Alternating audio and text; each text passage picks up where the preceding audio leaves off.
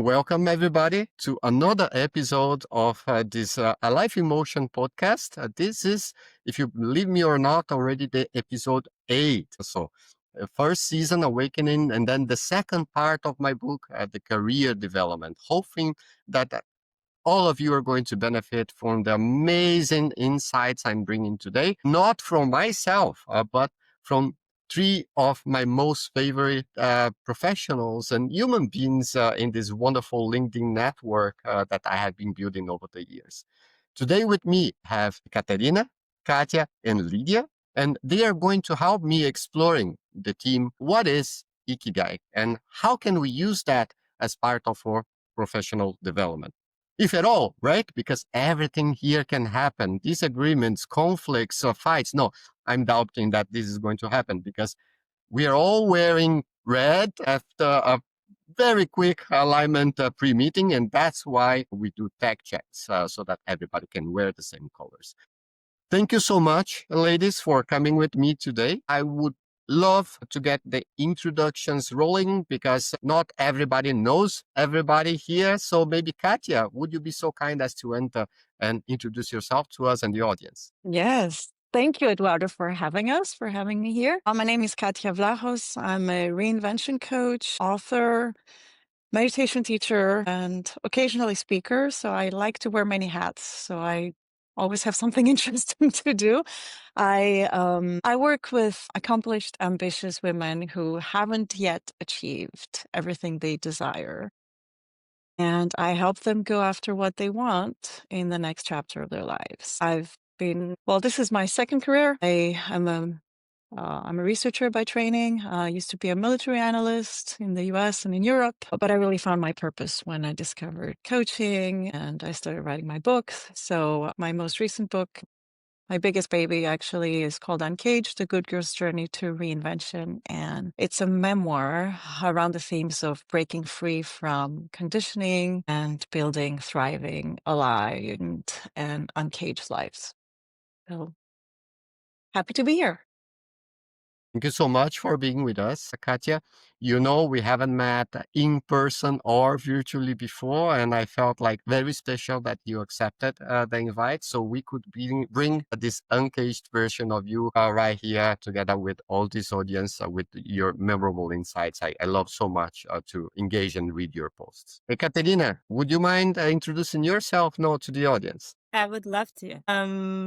All right. I also wear many hats. I am a PhD biomedical scientist. I'm a leader, and I'm also a professional certified coach with a niche in energy mastery. Katia, you mentioned purpose, finding your purpose. That is actually the reason I wanted to be on the session, the topic of the session.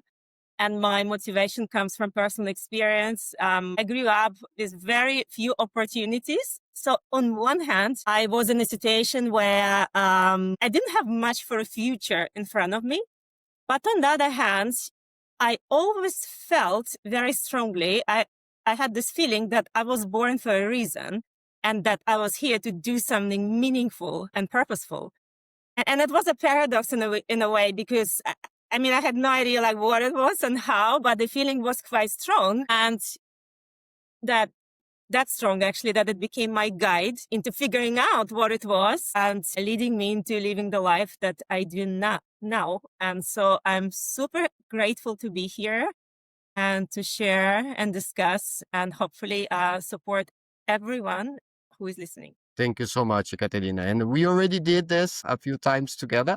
So it makes it even more special to me that we can bring it from different topics, different perspectives. And I'm already looking forward into the future when I'm editing the videos and connecting all these wonderful dots that you're bringing to us, not only here in the lives, but also through your amazing content. Thank you so very much.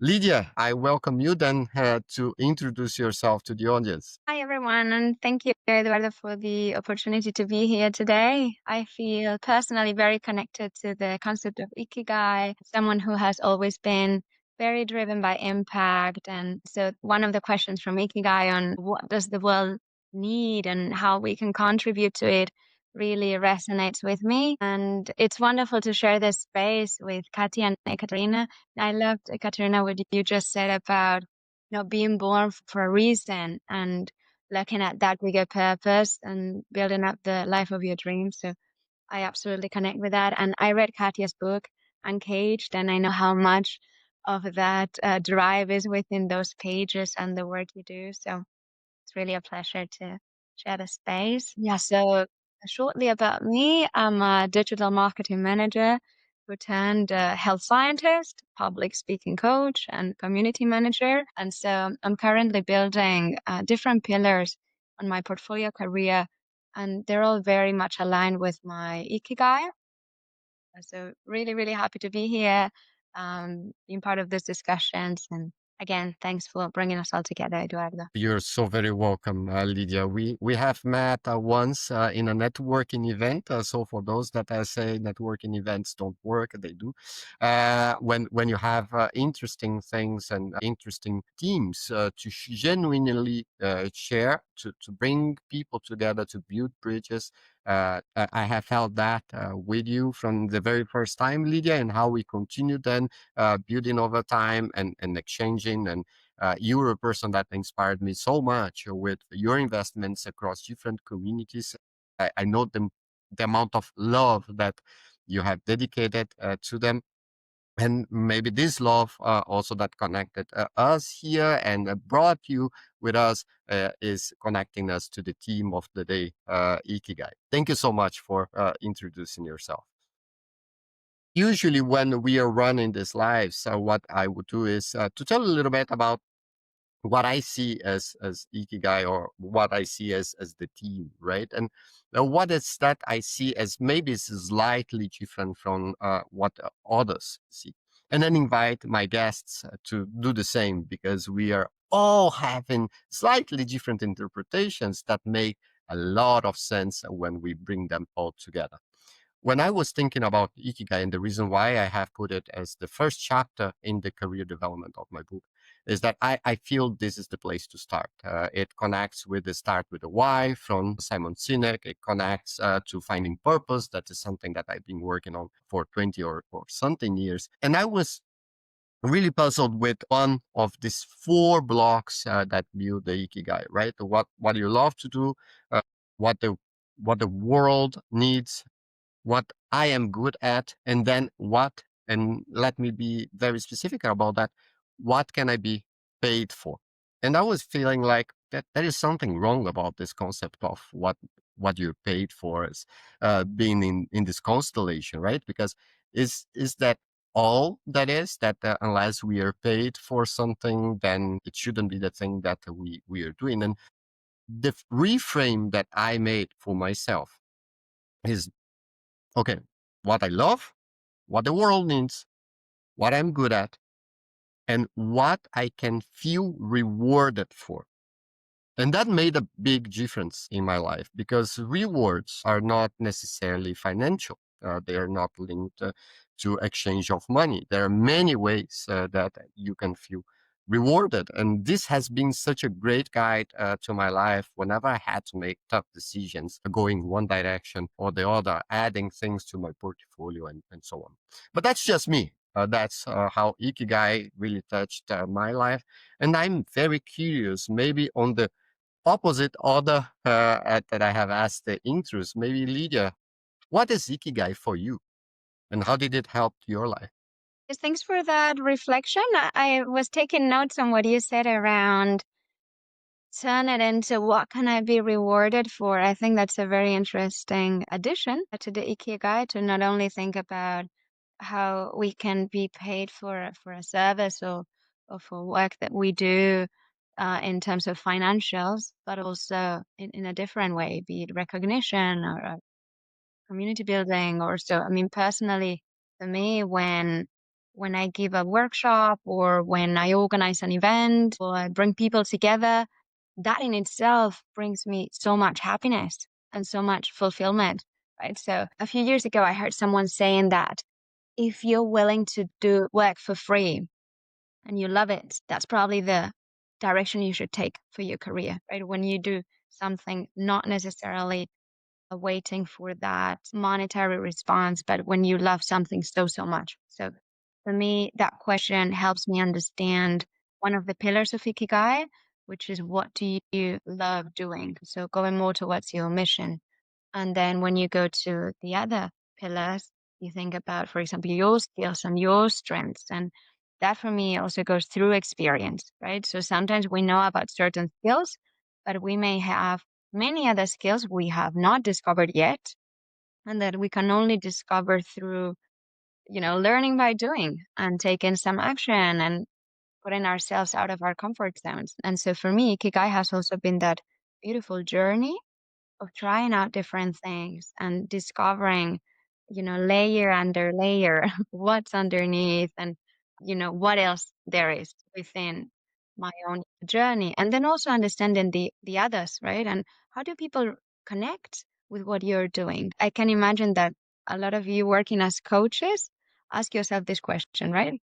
How can you support others and how to reach those people who would benefit from your support and how to phrase that, right? So I guess there's some inspiration there around your own mission statement, your own way of sharing your gifts with the world. I'd be, very curious to also hear from the others about your own definition of Ikigai. It's really multi-dimension and progresses over time. So I started off with one idea of Ikigai, and then over time, it sort of evolved. Thank you so much, Lydia. I am with you on the evolving aspect, not only of Ikigai, but pretty much every concept in life, how we keep building layers towards that.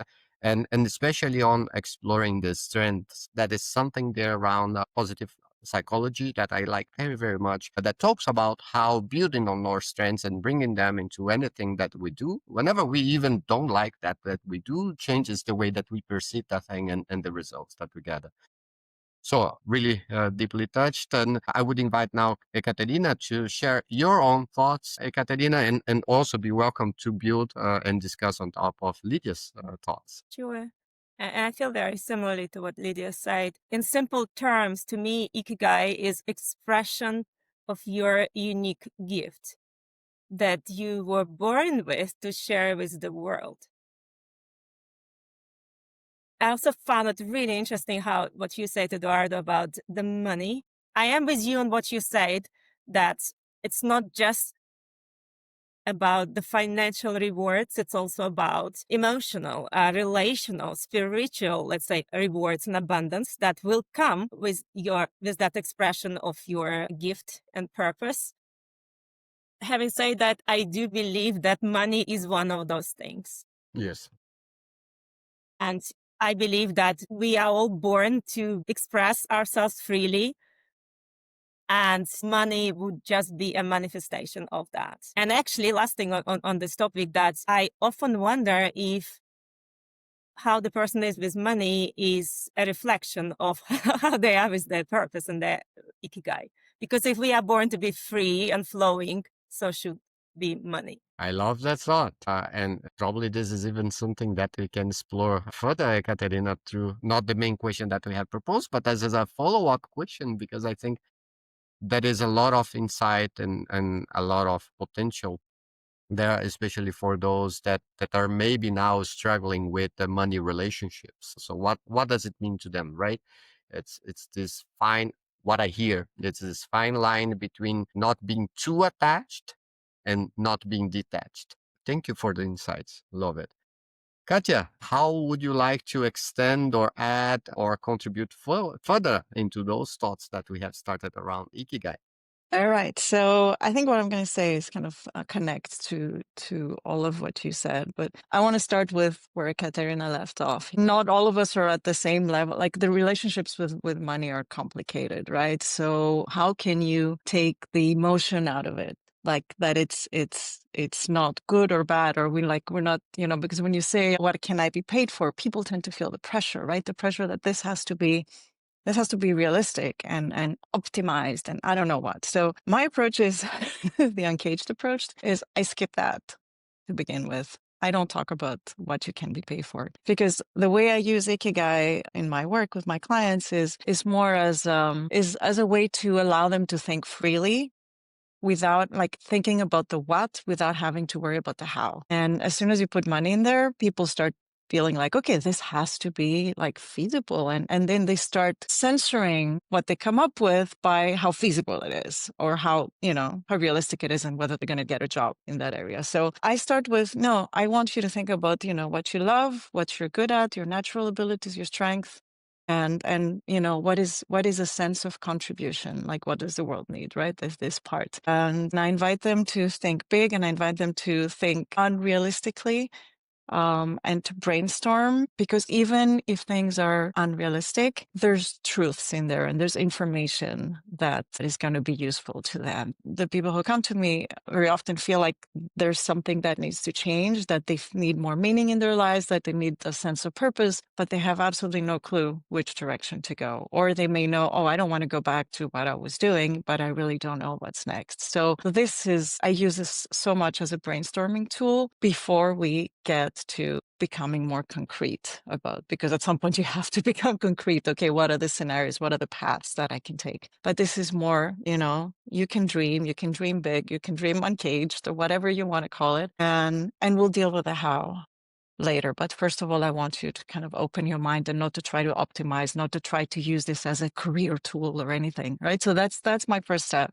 And then once that is done, then to your original question for this podcast, that's when we start to look at, okay, what is the practice of this? What are small experiments I can start here and start, practicing being authentic with my desires, and and with my wishes, and with whatever that sweet spot it is that we discover. So I kind of do this in two phases. We get to the feasibility at some point. But do I not hear you, Eduardo? We can't hear you, Eduardo. Yeah. Of course not. That is at Okay. least Okay. one time that we needed to be muted per session, right? Otherwise, that doesn't work. It's not a Of live course. session. I was just saying that I absolutely loved, Katia, what you said, and how it connects back with the theme, this central question that I have proposed for us today around how Ikigai is discovered. Is it through reflection, or through experimentation, or a mix of the two, or how these things happen, in which flow, right? And in the way that you responded, you also connected very well, creating a space for discussion here from the thoughts of Ekaterina with regards to the money, and what is the practicality aspect of it, and where is these two elements connecting? Is there an element of time that exists in between? So I would invite maybe Ekaterina back to reflect a little bit on how you have been using Ikigai with your clients, maybe with yourself also, and where in this question about the discovery you're positioning Ikigai. How does it work in practical terms, according to you, Ekaterina? Sure. I use it a lot, what you said, Katia, as a career tool. So that's one thing I do. So essentially, I believe that if we can discover, let's say, our deepest, most authentic self, and then align our work with that, and then our work will reflect our purpose, I mean, then, the job becomes a platform for impact and meaning, and not just a way to make money. So that's one way I do work with Ikigai as a career tool. Now, what I want to say, on the other hand, and that's very important for me to say this, that it isn't always, I believe, let's say, living from purpose isn't always a job or a career. I think it's more profound. And I think, to me, it's about how you show up and how you grow and what you give. And, it can be just doing really ordinary things and very mundane things with an open heart. So yeah, while I do use it as a career tool, it's so much more than that. When you say about how it can be used for mundane or ordinary things, can you give us some examples, Ekaterina? I know that this helps people a lot. I don't know, like a very simple one. When I bike my kids to school in the morning, well, not this morning because we have rain in Basel, but usually in the last couple of weeks, they've been blowing leaves because there have been so many leaves that fell down from the trees. I see the difference with how the people who are using this little like leaf blower, how they operate. Sometimes you can see that they love what they do, they stop, they interact, they show things to my kids. And sometimes, you can see that people just, doing their job. So I believe it can be something very beautiful in doing, I don't know, like a simple job or, I don't know, sweeping the streets, that's what I mean. Love it. Love it. Lydia, I saw you nodding a little bit over there, and I was curious to hear what are your reflections or how were you processing that? And I do think you may be muted Yes. And frozen. and frozen and gone. These things happen, right? This is She'll part be of back. being in a life. Yeah, she'll be back. Then I would get back to you, maybe, Katia, so that you could reflect on the thoughts of Ekaterina and where do you see the convergence and where do you see the alignment, as well as where you see that maybe you have a slightly different approach that is also beneficial to your clients. Yeah. So I actually don't use it as a career tool because I don't even call it a career tool. It's more a clarity tool. It's more not even direction because that's it's more feeling authentic kind of tool or how can you be more yourself and acknowledge your desires kind of tool. So very aligned with what you said, Katerina. um, meaning doesn't have to come from a job, even though it's really nice when that happens. Taking away the pressure, really, it's more about letting people figure out which direction they want to go, which direction feels most authentic, without the pressure that it has to be realistic. So, for example, I worked in the past a lot with academics, PhDs, postdocs, and I had an example of I think he was I don't know, biodiversity specialist. Anyway, he was a scientist, and he realized through Ikigai that what really lights him up is to teach children, not PhD teaching other students, but it was to teach at an elementary school. And that came out of Ikigai. And then, like I said, the next step is, how do you practice that? How do you practice being yourself like that? And, you start with small steps. So he went for a week and did like a stage, like a little internship at a school in an area that he really felt connected to and eventually wanted to move back, and he did. But, starting and seeing, okay, how did that week go? How did I feel? How did, the children react with me? How does that feel aligned? If you don't try things out, how are you going to know, right, that it's the real thing? Another thing I encounter often is people will be like, but what if my intuition is wrong here? Right? So what if yeah, I think, but it's not really that. We're not, taught as children to trust our intuition or to even know what our intuition is. So it's a practice in kind of building that up again and trusting that inner knowing and practicing it and seeing what happens when you try things out. Thank you, Katja. I would invite you, Lydia, because you have been nodding for us, and that is definitely something going on there in your mind. What are your reflections on the discussion so far, and how have you been using Ikigai with clients or eventually in your own life? Then? Yes, thank you so much. I want to speak to all those people who are right now in between jobs, right? Because usually Ikigai is used as a tool for, career redirection or to get that clarity and so on. And I think it's absolutely powerful. I see it similarly to Ekaterina and Katia, also way beyond, right? So it is useful as a career tool, but it also is useful in other areas of life. So for those listening, put yourself in the space that fits better to you. On the one hand, for those who are in that, in between space, between one job and the next job opportunity, I think it is very important to take that time for reflection and really rooting with your own emotions, looking at your past experiences, looking at where you want to be, mapping out your strengths, your weaknesses, looking really at yourself as a whole entity. I think that's really, really powerful. And asking yourself all these big questions around Ikigai. There's a lot of information online that I would I guess she disconnected again, unfortunately. Possible. It was a Okay, good let's start. continue the conversation from the I point. wanted to hear. It was a great start. I was so much looking forward to hear where it was about to land. But I feel that she gave us the breadcrumbs, right? Yeah. Yeah, and I Yeah. absolutely love the topic because there are so many people right now who have been laid off. So many people that are trying to find answers.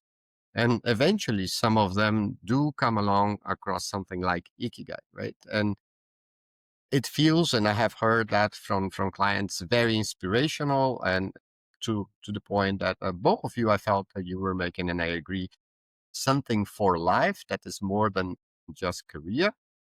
And at the same time, because of life pressures of being in that situation, some people feel like this is not for me right now, or I cannot use it right now. I am not in the right place. How do you react when you hear those things or feel those things? Because sometimes the clients, they don't say it. I can go if you want. Please. I actually, it flows really nicely to the more traditional career tools, I find. Most times I use it as a precursor. So even though I don't call it a career tool, what comes next is I have I have my own framework that I've developed with my husband, and it's called a career futures framework. So from Ikigai, actually, the clients flow really nicely to thinking about more concrete examples of futures that they see for themselves. And then we have a way of evaluating them, bringing in strengths, bringing in values, bringing in goals and purpose and all that, and finding the alignment and the sweet spot. But I find it's a great foundation for actually thinking seriously about your career. So this is, I don't have, my clients usually kind of trust the process, but if they didn't, I would say trust the process because because there is a progression to actually getting more concrete. But if you try to get concrete immediately, most times people are like, I have no idea, right? I don't know. And how do I know this is the right path or, instead of that? And when you've done the Ikigai work, things feel more natural, more right or not right. You get a better sense of what's for you, next for you, and what doesn't really feel aligned anymore. So it works. Ekaterina, I see you're agreeing, eventually nodding at least. Would you like to complement? I would love to. I was nodding because I do something very similar to what Katia described. But first, I wanted to say, essentially, I meet kind of two types of people, if I were to make this broad division. People who feel like, oh, I do want to bring more of my purpose into my career. And then also people who are saying like, no, I don't see how that's possible, or they feel like there is a pressure to do that and they're just not up for that. And that's okay. Like, oh, it doesn't matter. Now, with the people who do want to bring this into their career, like what Katia said, forgot how you called it, Katia, but something about the futures. I just essentially work on designing a vision with those people and make like this clear and compelling picture. Having done the Ikigai work on what is it that they want their life to look like. And this, when Katia was talking and I was nodding, to get people to work, to support people to do that, it's so powerful because there is empowering for them, because there is this element of conscious creation and design. This is not like, oh, well, reacting to life. That is you creating, what will be your next step in life. So that is one thing. Yes, there is much more to Ikigai than just like doing this, I don't know, the four quadrants and then having the clarity. The work goes further than that. And then the second thing I wanted to say that, and that's what I think all of us are saying, like it doesn't have to be linked to your career. I find this topic anyway very controversial, but no matter if people want to bring that into their career or not, I always would encourage everyone to do some of their purpose and Ikigai somewhere in their life, because when they do that, may it be in their career or not, they will get so much energy from that. It will give them energy because purpose generates energy. And then, that energy they can use for, I don't know, their career, everything else. So essentially, to me, doing something that's in alignment with your purpose is the most powerful source of energy we can get in our life. And again, may it be in your career or somewhere else. We are talking about, and I'm just thinking out loud here together with the two of you, a more reflection part of the work that happens at the very beginning, right? So you were inviting me to do that exercise, even if and whatever it's connected or disconnected from the career development side of things. And I want to just make sure I agree with all of that. I'm curious to ask Katia, how do you move then from this reflection into what you have said before on the more experimentation? And how does that work or happen together with everything else that's happening in your life? In their lives, you mean, like in the person taking the Ikigai? In their lives, absolutely. Yeah. Okay. Okay. So,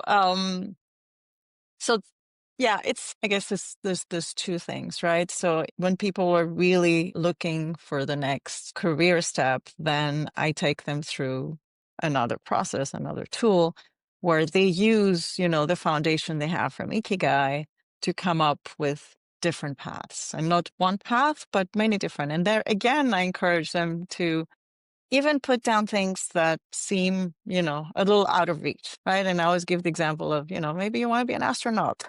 Let's put that down. Let's see what that entails. Let's see what that says about you, because I'm sure it's going to be useful for thinking through your options. And then we see how that aligns with their values, with the sense of purpose that came out of Ikigai, with the strengths that were also part of Ikigai, right? And their natural abilities, with the long-term goals. So we, again, try to we actually evaluate the different paths according to alignment with these things. And then the next step after that is, maybe you're not ready to settle on one direction. Maybe there's two of them or three of them that really appeal to you. Usually there's two, and people are trying to choose. So how do you do that? You start taking small steps. So, okay, in this direction, what's one small thing I can do that can give me some information? One small way I can practice, embodying that direction, that identity, that sense of purpose. And so it's the experimentation phase. So I guess there's the foundation, which is Ikigai. Then there's the more structuring and,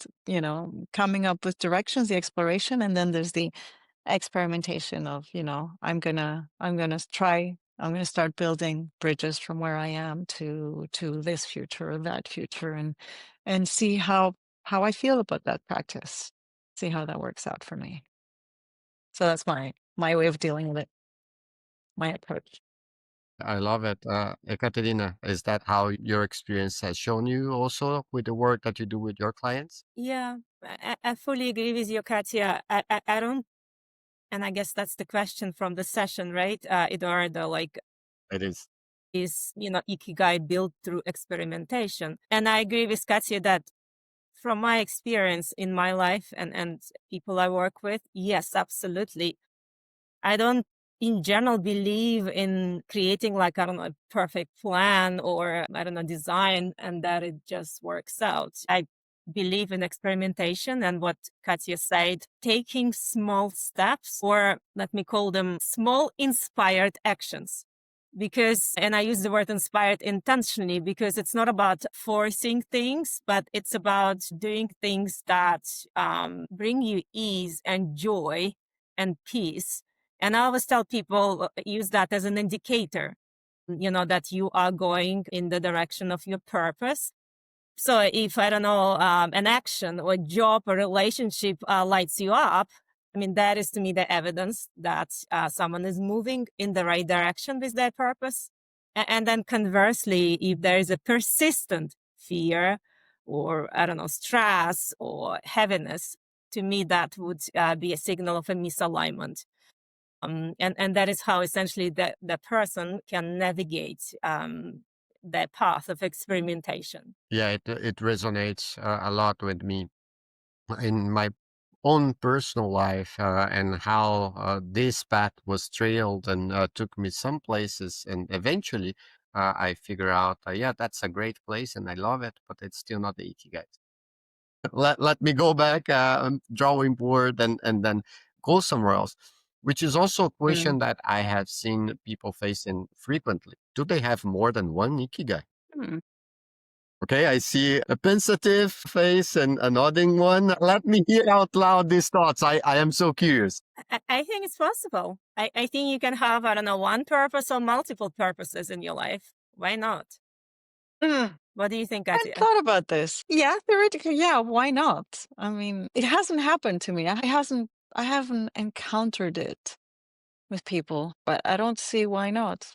I mean, most times it's like one, it can be like one overarching or like the most powerful one, but maybe you have like smaller purposes, right? I mean, a purpose doesn't have to be grand and dramatic and I don't know, super ambitious or whatever. There can be also much more kind of, and again, that's something I tell people a lot, because there's something called actually Elizabeth Gilbert, the writer, calls it purpose anxiety. That people hear purpose and they're like, I can't do this. This is too much for me, right? So you have to demystify purpose, right? It shouldn't be Yeah. something scary. It should be something like energizing and inspiring, like you said, and uplifting. So it can be something small. I always say it can be, every day. It can be changing the world one person at a time. I mean, that's certainly, is my purpose. That's how it started. Like, I'm just going to do this one person at a time.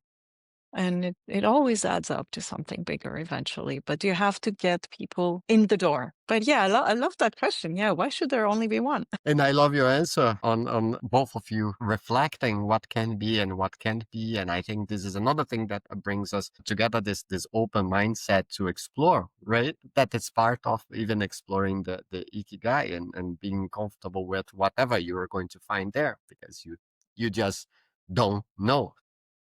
Yeah. You mentioned something that I also wanted to just reflect about, and invite people that are listening to us to consider. I work a lot with the leadership communications, and that is always this thing in the sessions where they start believing that they need to get the catchiest phrase in the world to make whatever they want to work, right? So unless it's like just do it from Nike, then it's not good enough, right? The same thing happens on a disproportional level with purpose. Unless I'm feeling like I'm going to transform the planet, then my mission, my purpose is not good enough. And I feel that judgment holds a lot of people back from doing this step that you have been talking about, Katja. This little steps towards something that is useful, effective, and beneficial to their own lives, and then to the lives of people around them. You wanted to do another reflection on that, please. Can I add something to that? Because I've been Yes, please. running my group program, my mastermind right now, and we do a lot of work on purpose and vision. And what I noticed, which was interesting, is demystifying purpose. Let's start small. Let's not scare each other here. And so I had the women in the group, some of them who were intimidated by purpose started very small steps, right? Very specific things, very, manageable things. And then what happened is they're like, one of them or a couple of them were like, but you know what? This is not really it. I think I'm playing small here. I think I can do much more than that. Right. So eventually you do get to the real thing, because it was like, no, this is not me. This is just me being afraid or being hesitant. And I know I can do more than that. But it comes naturally.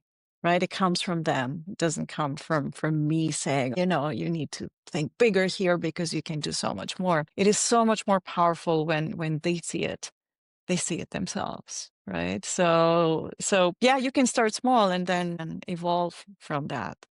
So it doesn't mean you have to stay there. That's amazing coaching work, Katja. Thank you. Ekaterina, you wanted to say something as well? I do. I guess so many things. Let me pick one. The one actually, let me bring this in, because we haven't talked about it yet, I feel. Or maybe we are talking about it. So you said, Eduardo, you used the word judgment that potentially prevents people from doing those steps. And I think both of you and Katia are talking about people being intimidated by this, I don't know, concept of purpose, right? I feel that for all of us to do anything, any work with Ikigai and purpose, we need to release limiting beliefs. And, so all kinds, one would be that, there is no such thing as purpose. And it's just, I'm just here to, I don't know, get a job. And that's all there is, limiting beliefs about money, that I cannot make a living from my purpose, health, relationship, all of them.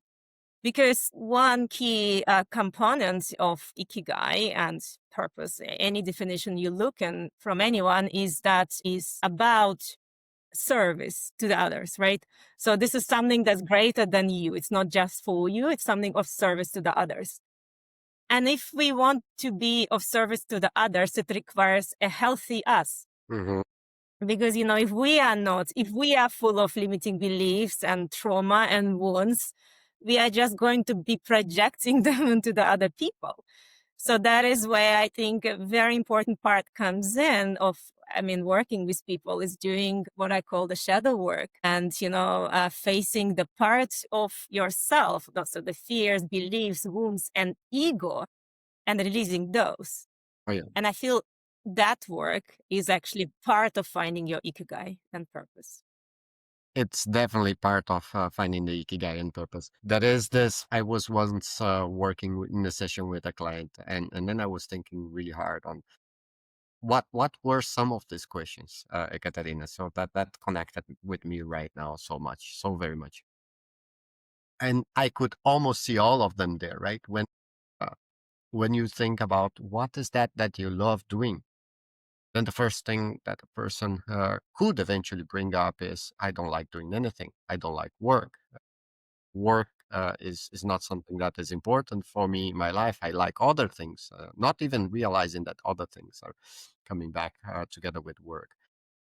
A lot of thoughts on the other quadrant around what is that the world brings, and that's super hurtful. People that think they are not enough, that nothing that they are going to bring is going to change the world. The world doesn't need them specifically, that there are other people that are better than them. And that brings to the other side of the quadrant, what is that they are good at, and then finding these amazing people with PhDs and all that you can get, thinking that they are just not good enough, that they are not the most crafted, that there are other people that can do it better than them, and so on and so forth. Landing on the last quadrant where they think, and I have seen some people have huge, significant transformations there, that even if they have all the other three, whatever they have is just a hobby, and they are never going to be rewarded for that.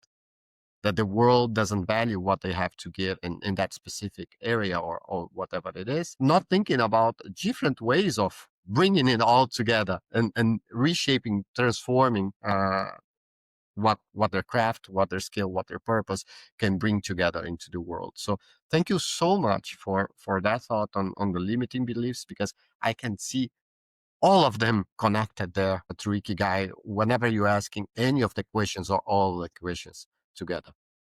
100%. Yeah. I take a very connected approach, but it's who's filling out the Ikigai? Is it you or is it your conditioning? Right. So that's why before we get to the Ikigai, we go through the step one, which is, okay, who am I? Like, how do I connect to what's authentically me? What's under the layers of conditioning? What's under all the beliefs that I've inherited and internalized and are part of my identity now that I think are mine, but are not really mine. Before you're able to Mhm. write down and explore your purpose, it's important that you feel that you can be you and you're not, what do you love or what people have told you you love, what you're good at. What a loaded question, right? We hear that growing up all our lives. Oh, you're good at this or you're good at that. And maybe that doesn't align with what we authentically feel we're good at or we love to do or we should be doing in the world. So, yeah, I deal with limiting beliefs when they come up later on. But before we do that, we kind of make sure that people feel like they feel themselves before they get to explore their Mhm. purpose. So very related to what you said, because, conditioning, limiting beliefs, I mean, that's all kind of the same thing, I think, in the end. Are we saying that that is a place to start before you go into Ikigai? For me, it is, yeah, also. Yeah. Yes. Yes. And you know why? Because if you're looking for your purpose from a place of feeling you're not enough, you are operating from a place of, fear and lack and self-doubt. But once you're able to accept that you are enough and you don't need to achieve anything to be enough, you just are. And if you're born, you're enough. And if you're born, you have a purpose.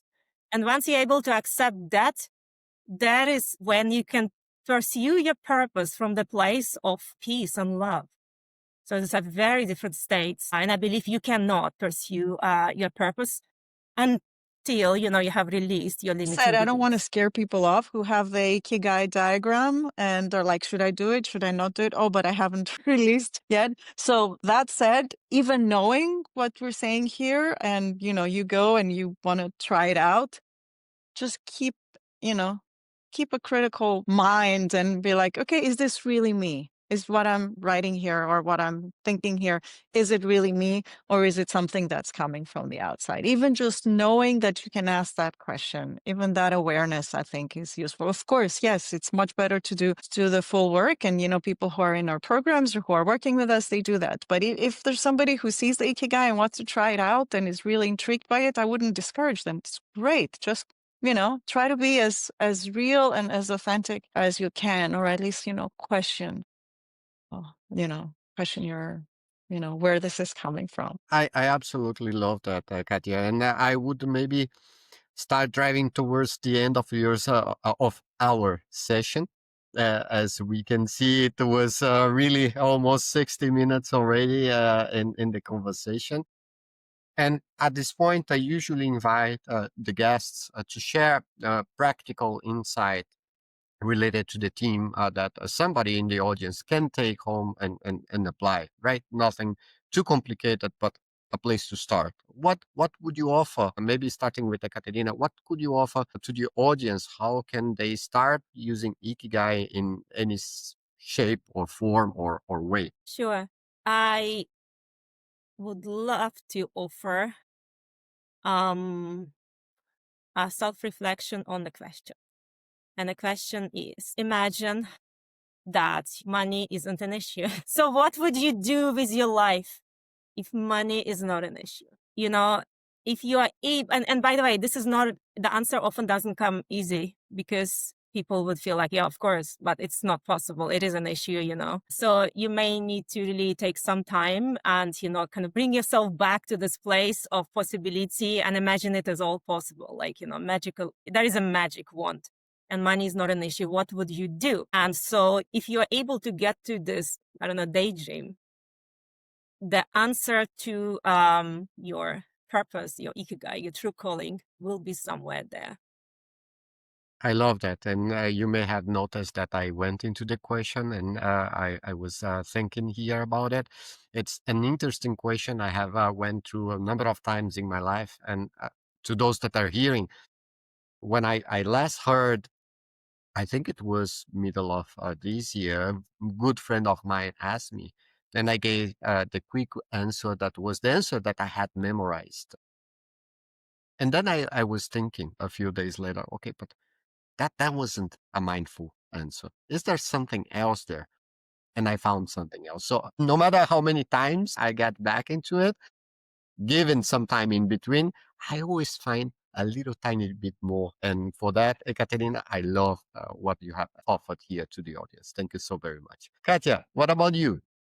So if somebody's thinking about the Ikigai, but they're kind of stuck, they're looking at it and like, I don't know. I would say sit somewhere where you won't be disturbed for 5 minutes. Close your eyes and think of a time in your life, or imagine a time in your life where you felt really alive and really powerful, on top of the world.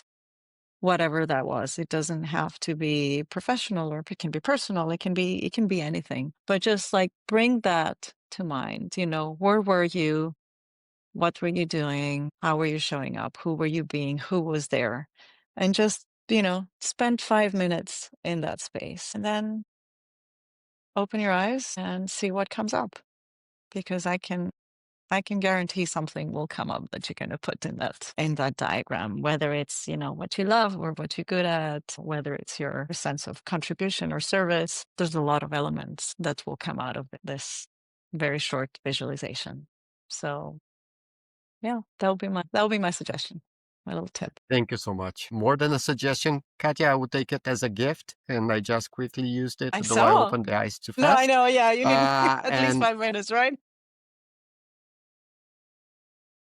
I like doing it, and you brought me to a place, because we were talking in the preparation of the chat. I was yesterday with the junior football team here in the city doing something that was quite new and unexpected for me. And the moment you invited me into the question, I was brought back there, and I was looking at that moment from different perspective with different eyes, and I was asking myself, what was so special at that very moment? And the answer that I found within myself is that I fully trusted the people. And I'm talking about 12-year-old boys that have the hormones like this, right? And that reminded me immediately on my own purpose, on my own mission, and felt me really connected to the things that I believe. So thank you so much for that. Well done. Love it. We come to the end. Thank you. We come to the end, and now it's the time that I would invite you to, both of you, to share with the community how can they do more work with you, because I'm sure many of them got inspired right now and they can see already that there is something for them to develop further. Since we started with Katia, maybe Ekaterina, how could people connect and work with you? Just let's do it really simple. Reach out on LinkedIn. I work with purpose a lot. As I mentioned before, I also do the work in terms of discovering your purpose at work. I even work with teams and organizations into how do you connect your individual purpose to, for example, your company's purpose, and in general as well. So if you want support in discovering your purpose or deepening your purpose or bringing it more vividly into your life, I work with releasing limiting beliefs, and I definitely also use intuitive guidance to help connect with the expression of one's full abilities. If anything from today's session, I want people to walk away knowing it would be that the purpose is inherent. You don't need to earn it. And that's what you were saying, Eduardo, before, about being enough. You don't have to achieve anything to be enough. You just need to remember and reconnect to it. And you do have a purpose, or as we say, multiple purposes. And you're here to express it. And I truly believe you can. Thank you so much, Ekaterina. Katia, how can people work with you? I run this 12-week mastermind, so that's a group program. I'm going to do the next one is in the spring, but now we're wrapping this one up in December, where we work on, well, purpose is a central part of it, but it's more than that. It's for people who want to reinvent themselves, write their next chapter, whether it's professional or personal or anything. Just like bring bring change in their lives. But I also have one-to-one clients, and we have a whole module on purpose and vision in the mastermind. So that shows you how central it is. So at least 2 to 3 out of the 12 weeks we work on that, and I definitely work on it with my private clients as well, because it's just such a positive, inspiring, empowering force of creating momentum in transformation. So best way to find me, either connect on LinkedIn. Yeah, that's the easiest. Or go on my website, katiavlachos.com. So it's just my name, no dots, nothing. All my social media is there. But yeah, I think I'm relatively easy to find. I would say without a doubt that both of you are relatively easy to find. That's how I found you, right? We have all connected through LinkedIn, and I can give you the testimonial. Everybody again listening to this, it had been so easy to connect with both of you. Such wonderful human beings. You have been always so warm. I'm most grateful for this connection that we have created. Thank you so much. Thank you for making the time to come and to give to the audience, for being flexible with the session with tech issues that always happen. And I wish you and all the audience a great week ahead, as we are recording this on a Monday. Thank you so very much. Thank you, Eduardo. It's been a delight to be here. And thank you, everybody, for listening.